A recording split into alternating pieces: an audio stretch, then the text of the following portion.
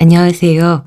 오늘 소개해드릴 작품 와타카케 나나미의 죽여도 안 죽어입니다. 다이도지 케이 최후의 사건이라는 책에 실려있는 세 번째 이야기고요. 처음에는 프롤로그로 다이도지 케이 최후의 사건 세 번째가 먼저 나옵니다. 그런 뒤에 본편 죽여도 안 죽어가 시작되니까요. 요 작품 처음 들으시는 분들은 뭐지? 하실 수 있는데요. 그냥 짧은 프롤로그 뒤에 단편 소설이라고 생각하시면 되고요. 처음 이야기부터 들으셨다면 더 재미있으실 거라는 안내 드립니다.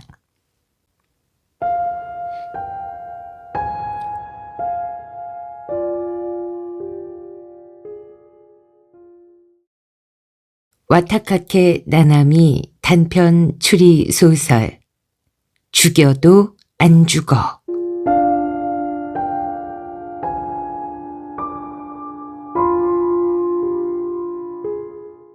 프롤로그 다이도지 케이 최후의 사건 세 번째. 그 소꿉친구라는 편집자, 네 부인 후유코 씨하고도 친했군. 히코사카 나스미에게서 들은 후지노 유키에게 들치기를 소개한 그쪽 인맥에 강한 기고가에게로 가던 도중에 고이즈미 무사시는 이런 얘기를 꺼냈다. 다이도지는 놀란 듯 고이즈미를 쳐다보았다. 예, 소꿉친구니까요. 후짱이라고 했지. 맞아. 꼬맹이 때는 서로 그런 식으로 불렀어. 다이도지는 대답하지 않았다. 고이즈미는 자기가 생각해도 이상할 정도로 기를 쓰고 굳이 꺼내지 않아도 될 화제를 꺼냈다. 그러고 보니 이번에 본청에서 쥐반 경사가 내려온다더군. 고소내라나 뭐라나 하는 녀석이야. 소문에 따르면 미성년자와의 음행이 문제가 됐다는데 무슨 연줄이 있는지 공표는 안 된 모양이더라. 얘기하다 보니 고이즈미는 공연히 화가 났다. 그에 따른 중학교 2학년, 한창 반항기라 최근에 들어서는 아버지와 말도 하려 하지 않았다. 그런 시기에 딸에게 음행에 주의하라고 설교할 수도 없는 노릇이고 할 수 있다 한들 딸을 더욱 화나게 할 뿐이었다. 사실상 딸의 섹스 문제에 대해서 고이즈미가 할 수 있는 일은 아무것도 없었다. 나쁜 것은 세상 남자들이다. 미성년자에게 손대는 녀석은 남김없이 사회적으로 매장되는 세상으로 만들어야 한다. 그렇지 않으면 언제 자기 딸이 휩쓸릴지. 보나마나 거만하고 안 입고 온 녀석이겠지. 야, 다이도지. 우리 둘이서 그놈 혼쭐을 내줄까? 애초에 후유코 씨가 죽은 것도. 고이즈미 씨. 다이도지가 더 이상 못 견디겠다는 듯 한마디 했다. 고이즈미는 입을 다물고 히코사카 나스미에게 받은 책을 보는 둥 마는 둥 훑어보았다. 자기가 생각해도 이상했다. 오늘은 다이도지의 상처를 들쑤시는 날이라고 정한 것도 아니건만 무의식 중에 죽임을 당한 다이도지 후유코의 이야기만 꺼내게 되었다. 히코사카 나스미에 따르면 후지노 유키가 얽혀있던 트러블의 원흉이 되었다는 책이었다. 돈 분샤 출판, 하타케 편집 프로덕션 편, 들치기. 하얀 바탕에 빨간 글씨로 큼직하게 제목이 적혀 있었다. 차례에는 들치기의 구체적 수법, 들치기 대책, 들치기의 심리학, 들치기의 법률학 같은 장 제목이 나열되어 있었다. 히코사카 나스미의 말투로 들치기 입장에서 바라본 이야기라고 생각했는데 보아하니 그렇지는 않은 모양이었다. 그렇기는 해도 정보는 풍부했다. 마음만 먹으면 이 책을 참고 삼아 들치기 실력을 향상시키는 것도 불가능하지 않을 듯했다. 후지노 유키에게 소개한 기고가가 책임 편집자 시마가네 히로시라는 인물이었다. 가쿠라자카 인근의 아파트에 사는 시마가네가 내민 명함에 적힌 직함은 범죄 저널리스트. 그러나 본인은 직함에 어울리지 않게 비쩍 마르고 듬직함이 없었다. UNS 출판 히코사카 씨한테서 연락받고 기다리고 있었습니다. 들어오시지요. 원룸 아파트는 책으로 발 디딜 틈이 없었다. 시마가네는 허둥댄 끝에 어디선가 방석을 끌어내오고 책을 한 옆으로 밀어 틈을 만들었다. 고이즈미와 다이도지는 이럭저럭 그 공간에 끼어 앉았다. 시마가네는 책상 앞 의자에 앉아 두 사람을 내려다보았다. 고이즈미는 울컥했다. 의도적으로 그렇게 한 건 아니겠지만 이렇게 비실비실한 남자가 우위에 선 것이 마음에 들지 않았다. 그 후진호 씨라면 기억납니다. 실제로 만난 건 두세 번뿐이지만 전화하고 메일은 이루 셀 수도 없을 만큼 주고받았으니까요. 후진호 씨의 트러블에 관해 가르쳐 주실 수 없겠습니까? 어라? 히코사카 씨한테 못 들으셨습니까? 잘 모르시는 것 같더군요. 저런. 시마가네는 눈살을 찌푸렸다. 그렇군. 후진호 씨. 히코사카 씨한테는 말을 안 했나? 기분은 알지만요. 후진호 씨가 일을 만만히 봐서 이렇게 된 거라니까요. 취재 대상하고 말썽을 일으키는 기고가라는 평판, 프리랜서로 일하는 이상 달갑지 않죠. 자, 보자. 히코사카 씨한테서 후진호 씨를 소개받은 거는 작년 11월 말경이었어요. 들치기에 관한 책을 쓰겠다. 그러니까 들치기 상습범을 두세 명 소개해 줄 수 없겠느냐. 뭐 그런 거였죠. 처음엔 거절을 했는데 이 히코사카 씨가 워낙 막무가내여야죠. 그래서 하는 수 없이. 왜 거절하셨습니까? 시마가네는 어이가 없다는 듯 고이즈미를 보았다. 가느다란 눈으로 정수리를 내려다보는 바람에 고이즈미는 더욱 기분이 나빠졌다. 그야 당연하지 않습니까? 이쪽 일은요, 필요할 때 써먹을 수 있는 인재를 어느 정도 확보하고 있느냐가 중요하거든요. 말하자면은 저한테는 장기 말이자 밥줄이다 이겁니다. 경험자를 찾아내서 신뢰관계를 쌓고 얘기를 들을 수 있기까지 그 얼마나 많은 시간과 수고를 들여야 하는데요. 게다가 뭐랄까, 제가 아는 범죄 경험자는 이미 제 책에 등장을 했으니까 후진호 씨 인터뷰는 재탕이 되는 셈 아닙니까?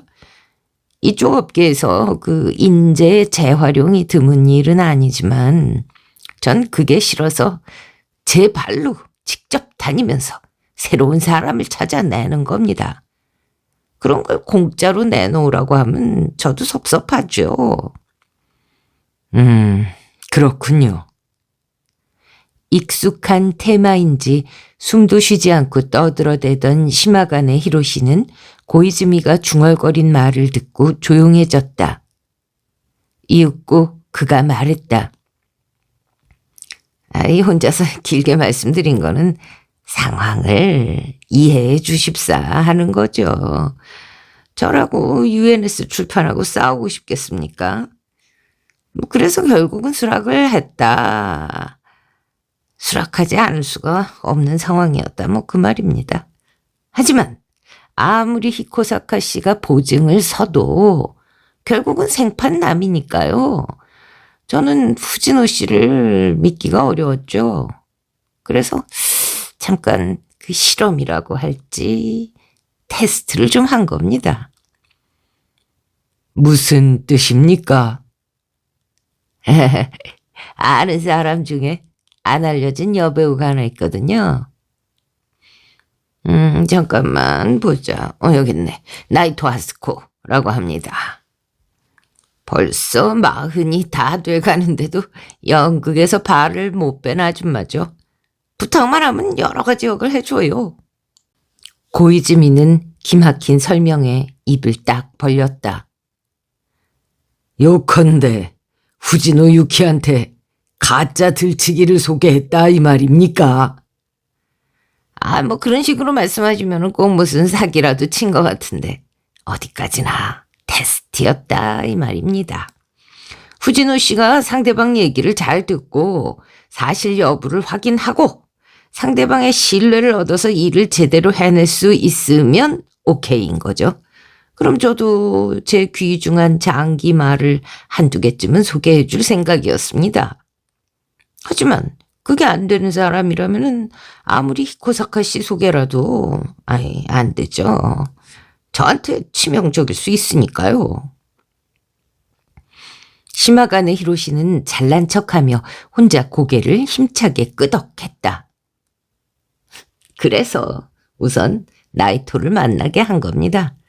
그때 후지노 씨한테는 방금 두 분한테 설명한 것 같은 얘기를 나이토가 가짜라는 것 말고는 죄다 하고 쓰고 나서 원고를 좀 보여줘라.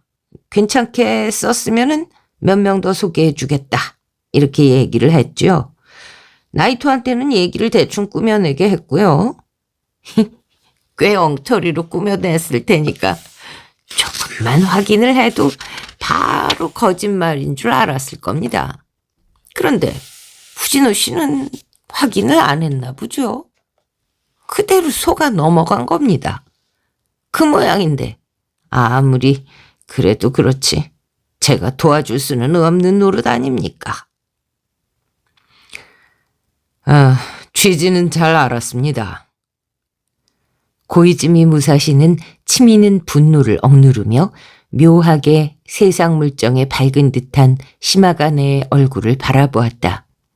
바로 곁에서 다이도지가 딱딱하게 굳어있는 것이 느껴졌다.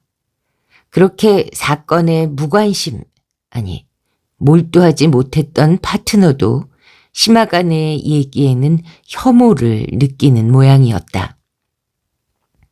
요컨대 이 남자는 이렇게 말하고 싶은 것이다. 자기는 후지노 유키를 시험해서 테스트에 통과하지 못한 후지노를 버린 것이다.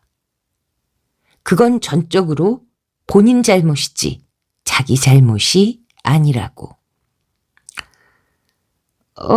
그래서 저도 조금은 책임을 느끼고 후지노 씨가 하던 일을 이어받은 겁니다.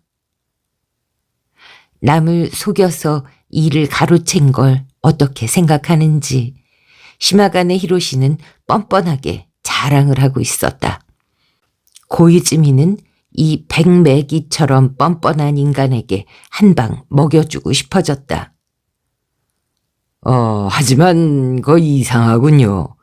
UNS 출판 히코사카 씨 얘기로는 후지노 씨가 인터뷰 상대한테 악질적인 장난을 당했다던데요. 대상이 여배우라면 그런 짓을 할 리 없겠지요. 시마가네의 얼굴이 순식간에 굳었다. 자기도 그걸 알아차렸는지 뻣뻣하게 말했다. 히코사카 씨가 그런 말을 했습니까? 그거 무슨 착오가 아닐까요? 물론 나이토가 그런 행동을 했을 리 없다고 생각합니다. 하지만 글쎄요. 그 후지노 씨가 한동안 이쪽을 상당히 원망했던 것 같으니까 나이토를 못살게 굴었다가 되레 역습을 당했는지도 모르죠. 아니면 시마가네 씨한테 괴롭힘 당한 걸 완곡하게 표현했는지도 모르겠군요. 시마가네 씨가 후지노 씨한테 했다는 테스트 얘기를 히코사카 씨한테 하고 한번 의견을 물어봅시다. 그러자 안색이 바뀌며 벌떡 일어선 시마가네에게 고이즈미는 얼굴을 불쑥 들이밀고 웃었다. 기왕 말 나온 김에 나이토 하스코 씨 연락처도 좀 가르쳐 주시겠습니까, 선생? 악질적인 장난? 제가요? 그게 왜 그렇게 되죠? 나이토 하스코는 화장기가 없고 보풀로 뒤덮인 카디건을 낡아빠진 트레이닝복 위에 걸친 아줌마로 여배우라는 이미지하고는 너무나도 거리가 멀었다. 다만 들치기 상습범 오디션에 합격할 확률은 꽤 높을성 싶었다. 후지노 유키가 속을만도 했다. 나이토 하스코는 정말 들치기처럼 보였다. 저는요, 시마가네 군이 시키는 대로 연기를 했을 뿐이에요. 후지노 씨랑은 그 뒤로 만난 적도 없고요. 한 번도요?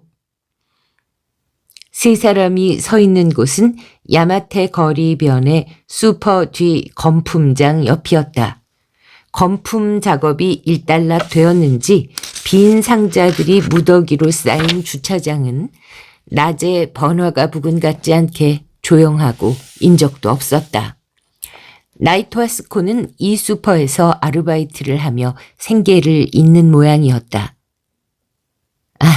연기일 같은 거는 거의 안 들어오니까요.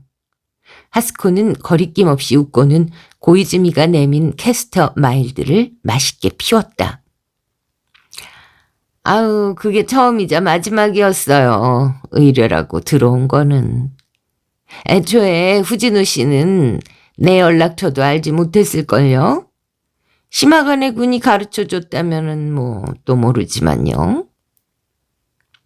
나이토 씨가 직접 가르쳐 주신 적은 없고요. 네, 시마가네 군이 가르쳐주지 말라고 했거든요. 인터뷰는 딱 한 번, 2번 다시 연락하지 않는다는 조건으로 후지노 씨한테 양해를 얻었으니까 그렇게 알라고 했어요. 죄송하지만 이런 일이 자주 있습니까? 다이도지가 입을 열었다. 하스코는 연기를 내뿜으며 웃었다.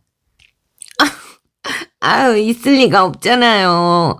늘 그런 짓을 했다가는 그야말로 사기꾼이죠. 하지만 시마가네 씨 의뢰는 받아들이셨군요. 그래요. 1시간쯤 찻집에서 연기하고 일만엔 받는 일을 거절할 사람이 있을까요? 하지만 나이토 씨도 그 연기가 사기에 가깝다고 생각한 셈이고요. 아이 참, 한 번뿐이면은 큰 문제 없잖아요. 그냥 테스트였을 뿐이고. 게다가 하스코는 쑥스러운 듯 입가에 웃음을 살짝 띄었다. 아, 설사 관객이 딱 1명밖에 없더라도요. 연기를 할 수 있다는 건 정말 기쁘거든요. 다른 사람이 될 수 있는 기회가 주어졌는데 거절하는 연기자는 없을 거예요. 제가 한 거는요, 원래 부잣집 마나님이었던 사람 역이거든요.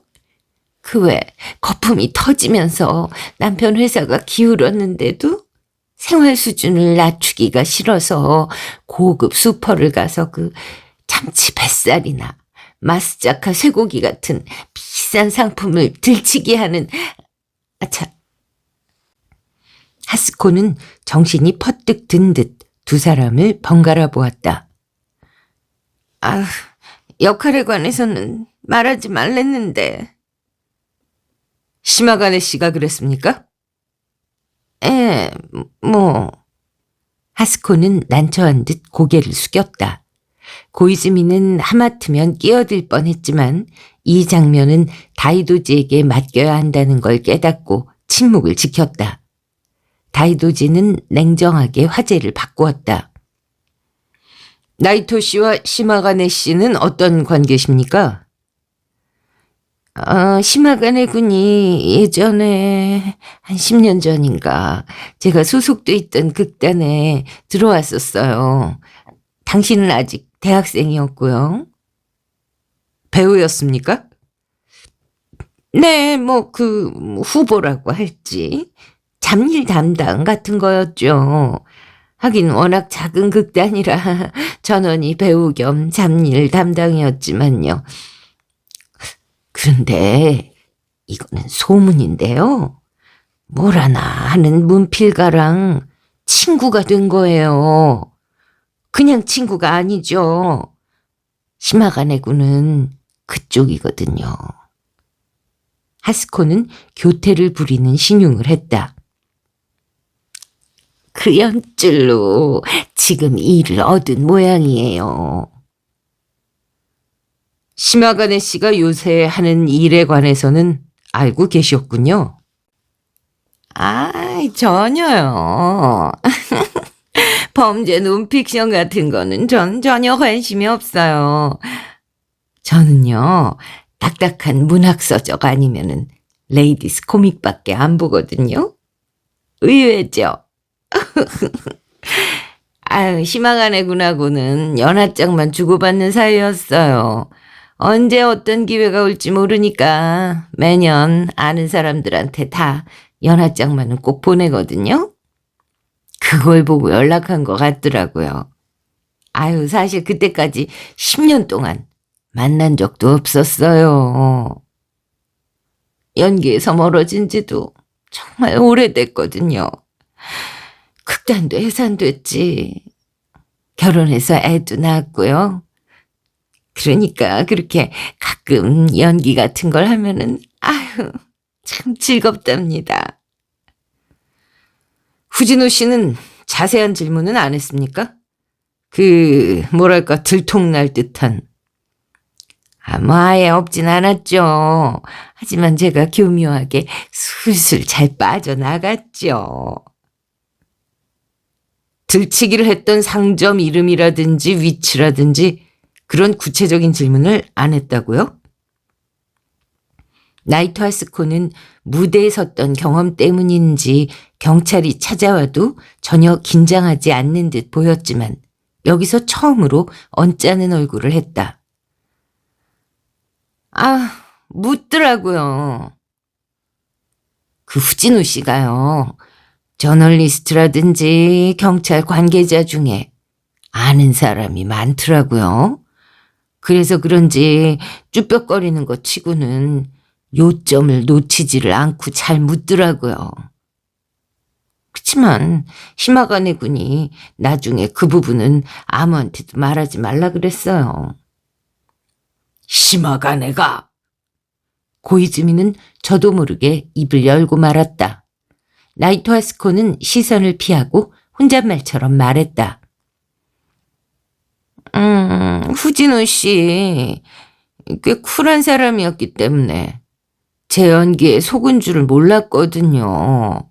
시마가네 군한테 그 얘기를 들었을 때는 기뻤어요. 후진호 씨한테는 미안하지만요. 네, 프롤로그는 여기까지고요. 이제 본문이 시작됩니다.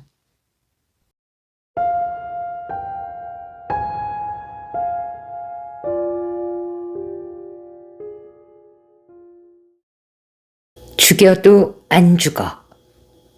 1장. 뭐야 이게? 다이도지 케이는 담뱃불을 붙이는 것도 잊고 중얼거렸다. 오랜만에 맞이하는 느긋한 일요일 오후였다.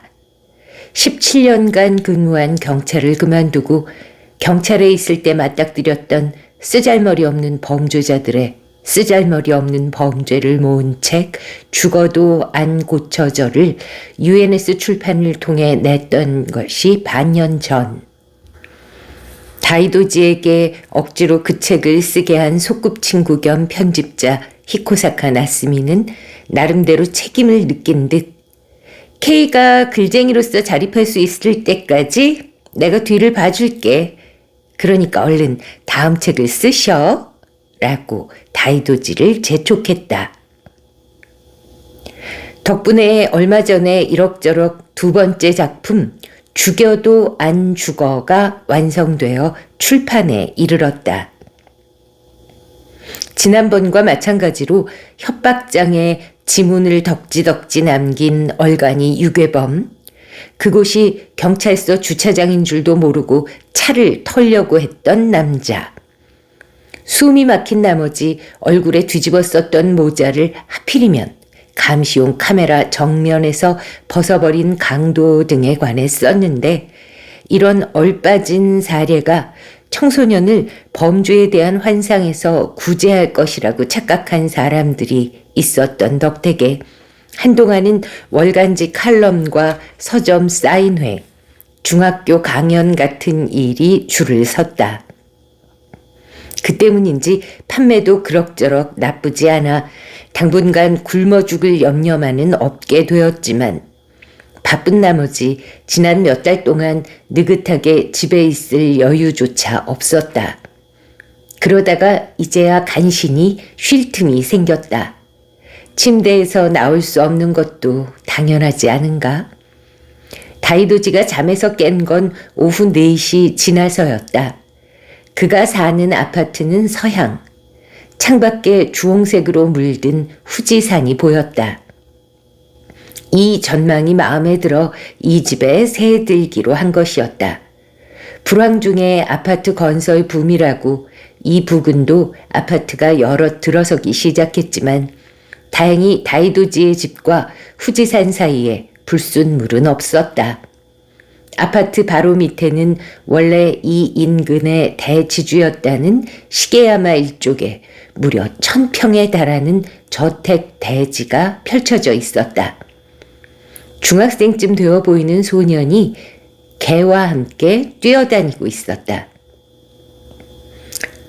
1월 말쯤 되니까 그래도 낮이 조금은 길어지는군. 태평하게 생각하며 얼마 동안 소년과 개의 유연한 움직임을 바라본 뒤에 다이도지는 우편함을 확인하러 내려갔다 왔다. 부엌에서 커피를 끓여 머그잔과 잿더리를 들고 돌아와서는 우편물과 메일을 체크하는 여느 때와 같은 기상의식을 거행했는데 뭐냐고 이게?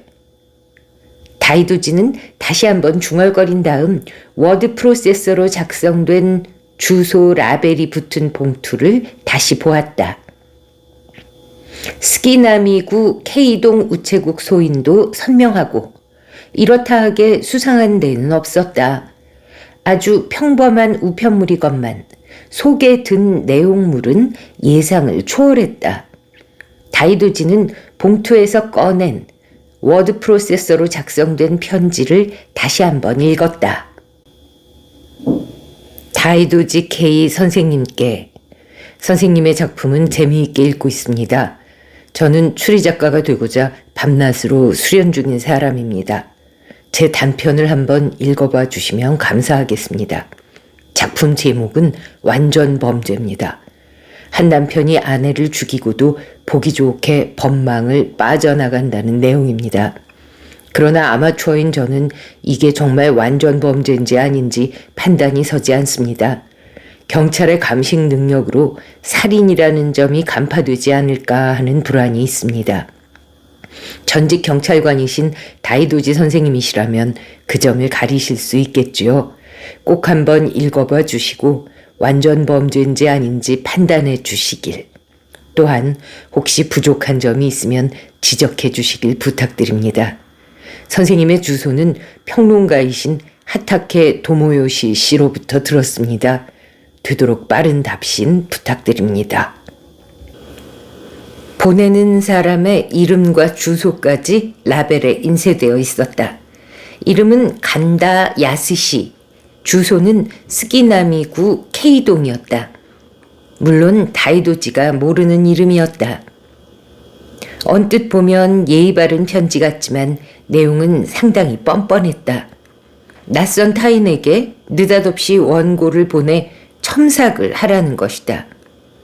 자기를 위해 시간과 노력을 들이는 것이 당연하다고 생각하는 건가? 게다가 그것만으로는 쓰레기통에 처박힐 걸 깨달을 머리는 있는 듯 하타케 도모요시에게 들었다.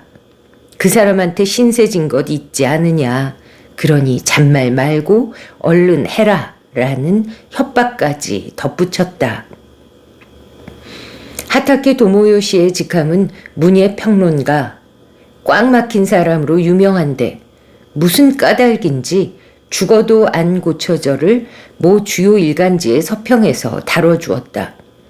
문외한인 다이도지에게는 영 감이 오지 않았지만 이런 곳에서 다루어지는 건 명예로운 일인 모양이었다.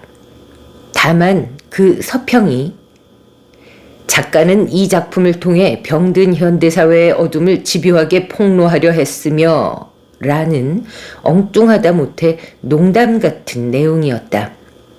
만약 하타케 도모요시와 안면이 없었다면 다이도지는 못 본 것으로 치고 편지를 쓰레기통에 처박았을 것이다.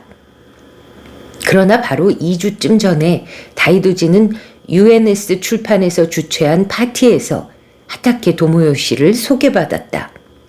하타케는 한간의 평판과는 달리 눈빛이 상냥하고 깡마르고 몸집이 작은 미청년의 말로 같은 사람이었다.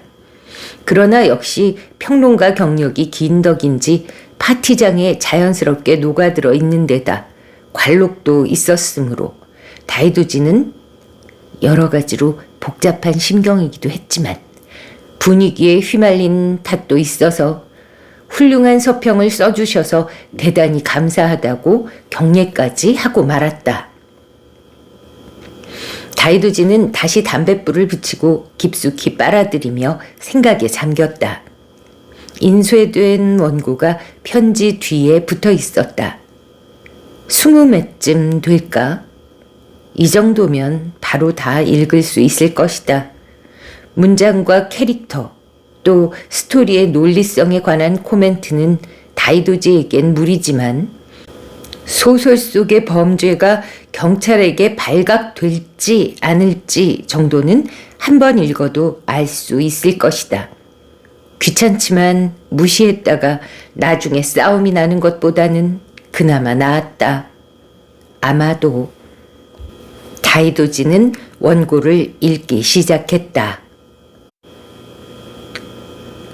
2장. 2장의 내용은 편지에 동봉되어 온 소설의 내용입니다. 아내를 죽일 생각을 하다 보니 배가 고파져서 오므라이스를 만들기로 했다. 오므라이스는 그의 주특기 음식이었다. 쌀에 물을 부어 대충 휘젓고 물을 버렸다.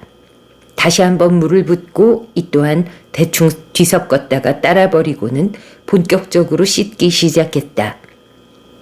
물이 맑아질 때까지 힘주어 빡빡 씻은 다음 솥에 쌀을 안치고 냉장고에 상비해 두는 닭고기 육수를 데워 붓고 케첩과 퓨레와 파프리카와 소금을 넣고 센 불로 밥을 짓기 시작했다.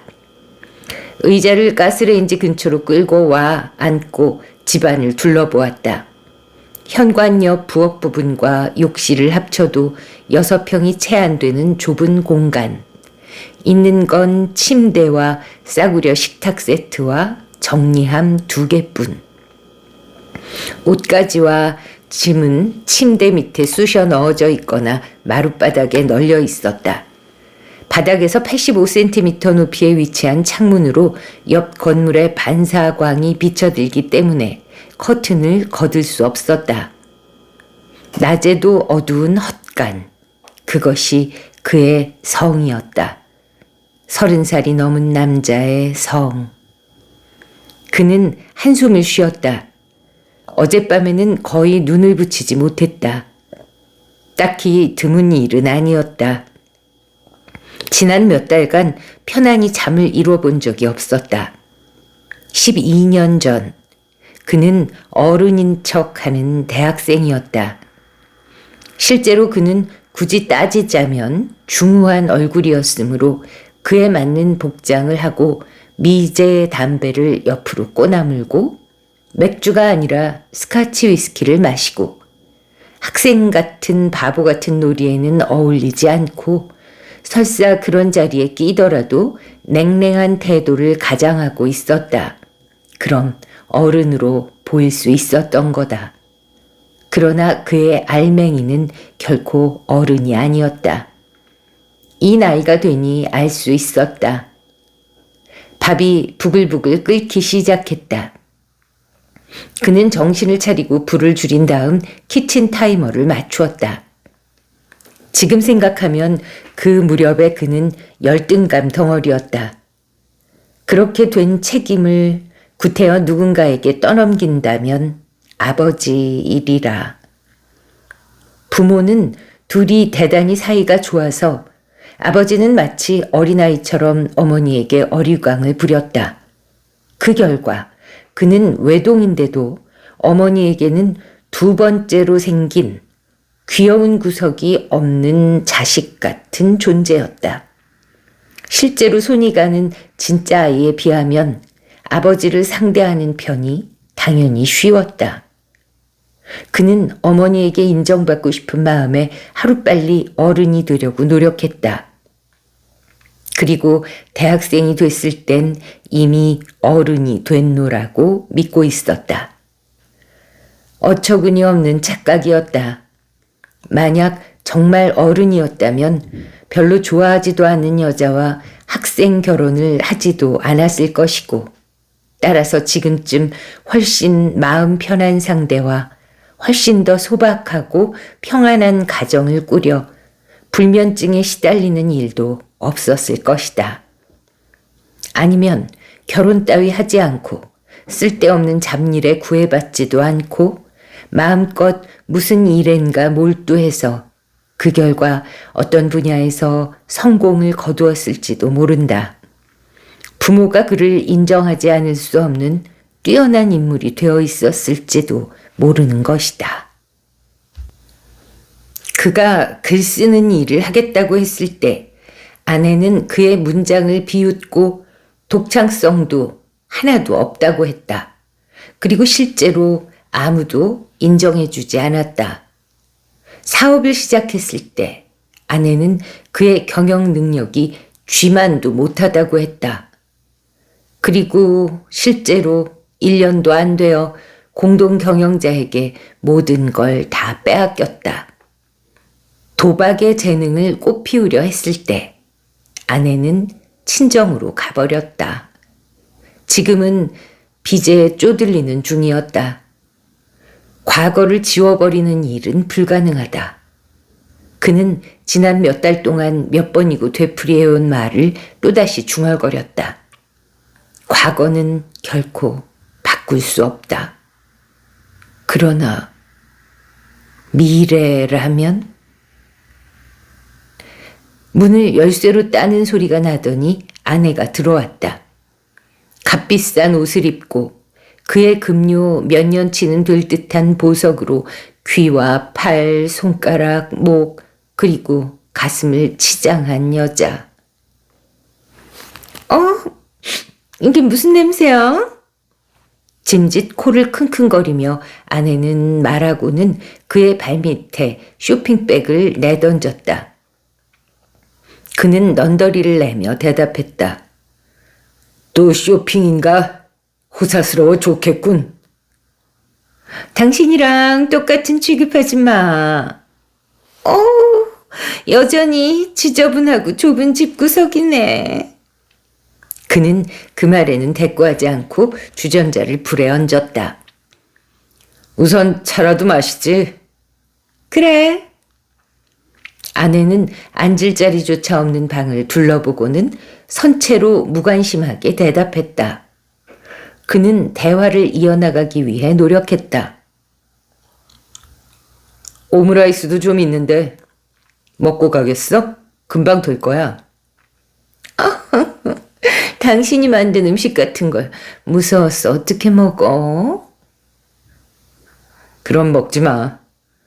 차도 안 마셔도 돼. 나한테 그런 식으로 말해도 되겠어? 당신 날 죽일 생각이지? 말 조심 안 하면 내가 죽자마자 붙들릴 줄 알아. 움찔해서 돌아본 그에게 아내는 조소를 퍼부었다. 여전히 뭘 모르네. 오늘은 그걸 알려주러 온 거야. 내가 죽어도 당신은 한 푼도 못 받는다는 뜻이야. 마스시타를 만나고 왔거든. 할아버지 때부터 있었던 고문 변호사를 거만하게 이름으로 부르며 그녀는 의기양양하게 말했다. 내가 죽으면 내 재산은 모두 귀여운 조카한테 가게 될 거야. 그렇게 처리하라고 했어. 귀여운 조카는 무슨... 그는 저도 모르게 쓴웃음을 지었다.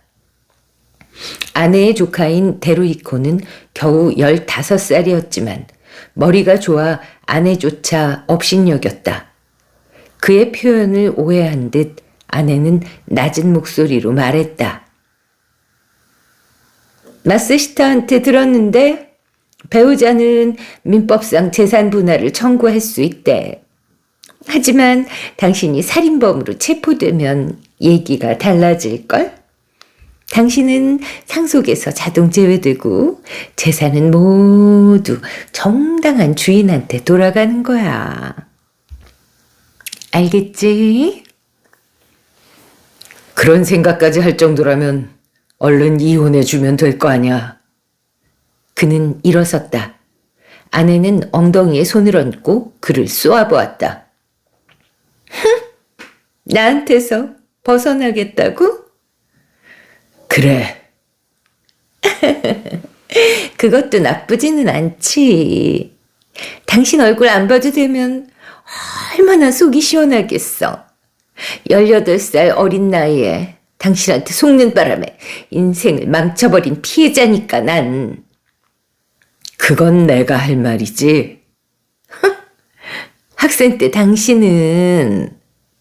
아내는 식탁 세트를 경멸 어린 눈초리로 바라보더니 의자에 앉았다. 당신은 그때 세상을 다 아는 것 같은 얼굴을 하고 있었지. 실제로는 아무것도 모르는 바보였는데 말이야. 당신을 동경했던 멍청한 여자애들이 정말 많았지. 가난뱅이 촌놈이 허세 부리는 것뿐이라는 것도 모르고 아무 능력 없는 게으름뱅이 주제에 발톱을 감춘 매인 척하고 말이야. 바보 같아. 웃겨 죽겠네 진짜. 목구멍까지 올라온 노여움을 그는 필사적으로 삼켰다. 지금 우선할 건 따로 있었다. 그럼 이혼하면 될 거 아니야. 당신은 더 나은 남자를 잡아. 난 게으른 가난뱅이로 돌아갈 테니까. 2번 다시 내 얼굴 안 봐도 된다고. 애석하게도 그럴 수가 없어. 아내는 아름답게 칠한 손톱을 응시하며 그의 희망을 서슴없이 부수었다. 그럴 수가 없네. 나 임신했거든. 3개월이야. 이 애를 사생아로 만들 순 없잖아. 그는 망연히 지난 10년간 이름만 아내였던 동물을 내려다보았다. 그의 머리가 맹렬한 속도로 회전했다. 유산 얘기를 생각하면 답은 바로 알 수 있었다. 맙소사. 아직 15살밖에 안 되는 애하고 어떻게... 나이는 15이어도 당신보다 몇백 배는 더 어른이야. 어린 조카와의 부도덕한 관계가 역겹다는 생각보다 잘 어울리는 한 쌍이라는 감상이 먼저 떠올라 그는 얼마 동안 할 말을 잃었다. 아내는 그런 그를 만족스러운 얼굴로 내려다보았다. 사회라는 게 가끔씩 참 불편할 때가 있더라고. 명목만이라도 성인이 된, 법적으로 인정받은 아버지가 필요해. 내 말 알겠어? 저보다는 머리가 돌아가는 여자인 줄 알았는데 말이지. 내가 순순히 아버지가 될 거라고 생각하나? 웃기지 마. 절대 사양이야. 어머, 과연 그럴까? 물론 무료 봉사라고는 안 해. 우선 당신 빚 전액 다 갚아줄게. 뭐라고? 그는 순간 진심으로 안도했다. 안도하고 있는 자기 자신이 한심했지만, 아니, 빚만 정리되면 설령 아내가 시키는 대로 한다 해도, 어머머머머, 저 주인한테 먹이를 조르는 개 같은 얼굴 좀 보라지. 아내는 엷은 미소를 머금고 그를 내려다보았다. 그건 이쪽을 위해서이기도 해. 태어날 애 아버지가 도박하다 빚이나 지는 인간이면 곤란하잖아. 진짜 아버지보다는 빚이 있더라도 그나마 내가 낫지. 진짜 아버지가 발각됐다간 둘 다 철창신세야. 그런 얘기보다도 당신 신변 정리를 먼저 좀 해줘. 그의 말을 냉랭하게 가로막고 아내는 그의 채무 총액을 훨씬 웃도는 돈을 주고 구입한 가방을 아무렇게나 거꾸로 들어 흔들어 담배를 찾으며 씩 웃었다. 그의 사고는 정확히 1분 동안 정지했다. 설마 당신... 내가 모를 줄 알았어? 흥신소 보고서 아주 재밌더라. 당신도 여러모로 고생이 많네. 진정 어느새 어떻게 어떻게냐고? 나 참 어이가 없어서. 당신 자기 말고 다른 사람한테는 눈도 없는 줄 알아? 흥신소 말로는 일이 아주 식은 죽 먹기였다던데. 불쌍해라. 이 일이 알려지면 상대방이 어떤 일을 당할까 몰라. 그만둬. 그 사람하고는 벌써 오래전에 끝났어. 그야 물론 그러시겠지. 상대방 가족분들이 믿어줄지는 모르겠지만. 아내는 자기 말에 여러 가지 의미를 함축시킬 수 있었다. 벌써 오래전에 끝났다고? 거짓말쟁이. 사흘 전에도 만났으면서. 그는 꽥꽥 소리를 질렀다. 그 일을 밝혀만 봐. 나도 당신 애아버지에 관해서 가만히 있지 않을 테니까. 걱정 안 해도 돼. 당신은 날 좀 오해하고 있어. 난 괜한 평지풍파를 일으키는 여자가 아니야. 당신은 내가 시키는 대로만 해서 돈을 받아. 응? 난 애아버지를 손에 넣고 완벽하잖아. 멋진 해결책 아니야? 그 순간 그는 하마터면 고개를 끄덕일 뻔했다. 아내가 제시한 액수는 매력적이었다. 빚도 갚고 그 친구와도 다시 만나 둘이 같이 살 수도. 안타깝게도 그는 아내를 잘 알았다. 현재 아내는 뱃속의 아이에게 아버지 역을 해줄 인간을 원했다. 그러나 호적에 아버지의 이름이 기재된 단계에서 그는 필요 없게 된다. 그때 아내가 어떻게 나올지 그는 잘 알고 있었다. 거절하지. 그는 최대한 명랑하게 말했다. 아내의 눈초리가 험악해졌다. 뭐라고? 거절한다고. 안 들려? 얼어붙은 듯한 하얀 얼굴에 그는 만족을 느꼈다. 아내와의 결혼 생활이 그러했듯 매우 짧지만 깊은 만족을. 아내는 깊은 한숨을 쉬고는 웃기 시작했다.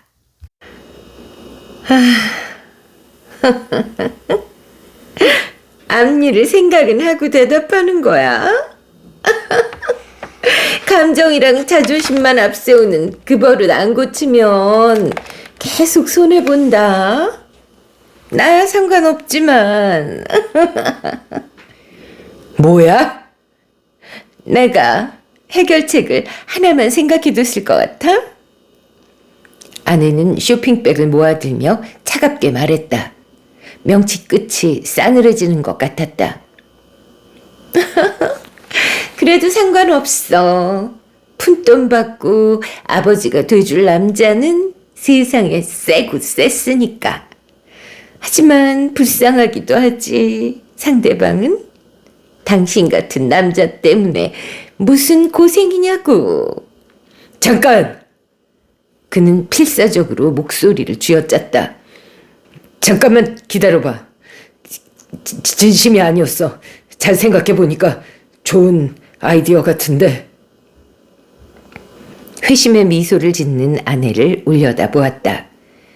시간과 기술을 들여 정성스럽게 손질된 얼굴, 한 가닥 흐트러짐도 없는 머리, 작은 짐승의 가죽을 벗겨 가장자리를 장식한 정장, 자기에게 그를, 아니 그뿐만 아니라 세상 사람 대부분을 파멸시킬 재력이 있다고 과시하는 여자. 그럼 아버지 역을 맡아주는 거지? 그래. 시키는 대로 할게. 그러니까 아무튼 그 친구는 건드리지 말아줘. 아내는 코웃음을 치고는 가방에서 서류를 꺼내 식탁 위에 놓았다. 채무 상환을 증명하는 서류라는 것을 알고 그는 이때만은 진심으로 아내에게 감사했다. 정리해 줬군. 고마워. 상관없어. 기껏해야 200만 엔인걸. 아내는 자기 말에 여러 가지 의미를 함축시킬 수 있었다. 나한테는 기껏해야야. 근데 당신한테는 큰 돈이란 말이지. 당신 정말 좀스러운 사람이네. 빚조차도 이것밖에 안 되는구나. 라고. 그는 목구멍까지 치밀어 오른 고함을 삼키고 순순하게 말했다. 나한테는 큰 돈이니까 좌우지간 고맙게 생각해. 응? 고맙다고? 당신이 웬일이야? 무슨 꿍꿍인지 걱정되네. 말도 안 되는 소리 하지 마. 그는 가슴이 철렁했지만 애써 큰 소리를 쳤다. 당신은 날 철저하게 바보라고 생각하는 것 같은데 아무리 그래도 황금알을 낳는 닭을 죽일 정도는 아니야. 당신이 죽어도 난 한 푼도 못 받는다며? 그래, 마스시타한테 그렇게 하랬어. 유산은 전부 데루이코한테 돌아갈 거야. 아내는 애정어린 어조로 조카의 이름을 발음했다. 그는 등골이 오싹해지는 것을 필사적으로 견뎠다. 그 얘기는 즉 당신이 살아있으면 난 매달 수당을 받을 수 있지만 죽으면 한 푼도 못 받는다는 거 아니야? 당신이 오래 살길 진심으로 바라는 사람이 있다면 그게 바로 나야. 아내는 그 말에 대답도 하지 않고 어깨를 으쓱하더니 얼굴을 찌푸렸다. 그건 그렇고 이거 무슨 냄새야? 그는 당황해서 부엌을 돌아보았다. 치킨 라이스가 타기 시작했다. 정성스럽게 지으려던 치킨 라이스가.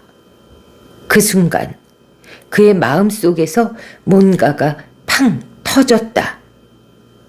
그는 가스레인지를 끄고 방을 가로질러가 커튼을 반쯤 걷고 창문을 활짝 열었다. 2월의 오후 3시, 동양 창문 맞은편에 있는 건물의 유리벽이 석양을 눈부시게 반사하고 있었다. 그 건물을 우라가 치미는 듯 잠깐 보고 뒤를 돌아보자 아내가 눈을 가늘게 뜨고 있었다. 괜찮아? 창턱에라도 앉아서 바람을 좀 쐬지. 차를 끓일 테니까. 그는 아내가 창문으로 다가가는지 아닌지 온몸의 신경을 곤두세우고 살피며 부엌으로 돌아갔다. 얼마 동안 주저하던 아내는 이윽고 그의 말대로 창턱에 걸터 앉아 바깥 공기를 깊숙이 들이마셨다. 지금이다. 아니, 서둘러서는 안 된다. 참고 기회를 기다려라. 좀 나아졌나? 뭐. 근데 경치 한번 심하네. 누구나 당신처럼 천평대지에 집을 세울 수 있는 게 아니야. 그렇겠지. 누구나 나처럼 노력할 것 같진 않으니까. 그렇게 노력해서 뭘 어쩌자는 거지? 그는 차를 끓이며 아내의 움직임을 주시했다. 일어서라. 얼른 일어서. 어쩌자는 거냐고? 그래, 어떻게 살든 결말은 똑같지 않나? 그냥 죽을 뿐이야. 아내는 큰 소리로 웃었다. 웃으며 커튼을 잡고 일어섰다. 당신 진짜 바보네. 난 지금이다. 그는 찻잔을 내던지고 아내를 향해 달려가며 고함쳤다. 그만둬. 한순간이었는지 1분은 걸린 건지 아니면 10분은 몸싸움을 벌였는지 아무튼 아내는 비명을 지르고 창밖으로 떨어졌다. 그는 소리를 지르며 창밑을 보고 땅바닥에 쓰러져 있는 아내의 비틀린 몸뚱이를 확인했다. 그는 바로 현관 밖으로 뛰쳐나갔다. 이런 경우 역시 계단을 써야겠지 싶어서 운동 부족인 감이 있는 몸에 채찍질을 하며 뛰어내려갔다. 관리인이 관리인실에서 뛰쳐나왔다. 두 사람은 서로 의미가 통하지 않는 대화를 주고받으며 건물 뒤쪽으로 돌아갔다. 콘크리트로 포장된 주차장에 아내는 분명히 떨어져 있었다. 너무나도 무참하고 너무나도 속 시원한 모습이었다. 그는 미소가 피어오를 것 같은 입술을 애써 굳게 다물고 관리인에게 소리쳤다. 구급차를 불러주세요. 이래서야 소용없어요. 관리인은 머리를 극적이며 말했다. 여기가 중대한 고비라고 생각하며 그는 악을 썼다.